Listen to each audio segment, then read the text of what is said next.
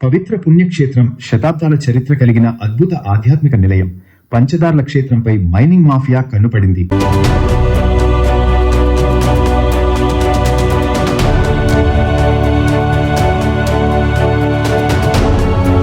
చట్టాలు చుట్టాలుగా మారాయా?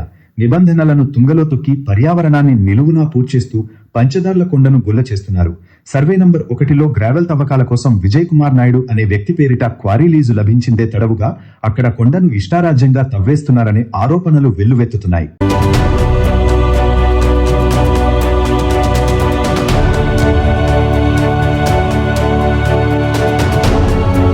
అనకాపల్లి జిల్లా రాంబలి మండలం ధరభోగపురంలోని చారిత్రక పంచదార్ల క్షేత్రం ప్రస్తుతం వివాదంలో చిక్కుకుంది.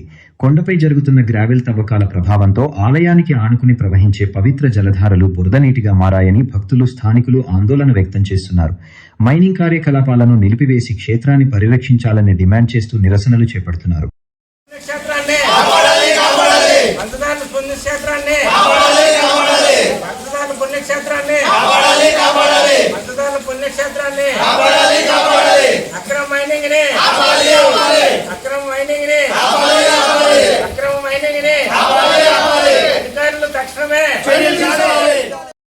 మైనింగ్ కారణంగా కొండ సహజ స్వరూపం దెబ్బతిందని, జల ప్రవాహాలపై ప్రభావం పడిందని భక్తులు ఆందోళన వ్యక్తం చేస్తున్నారు. ఈ నేపథ్యంలో స్థానిక ప్రజలు, భక్తులు, ప్రతిపక్ష వైసీపీ నాయకులు నిరసనలు చేపట్టి మైనింగ్ను వెంటనే నిలిపివేయాలని డిమాండ్ చేశారు.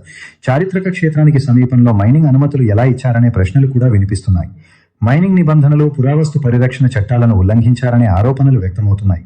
ఆలయ పరిసరాల్లో తవ్వకాల వల్ల సహజ జలధారలపై ప్రతికూల ప్రభావం పడుతుందని గతంలోనే అభ్యంతరాలు వ్యక్తమైనట్లు స్థానికులు చెబుతున్నారు.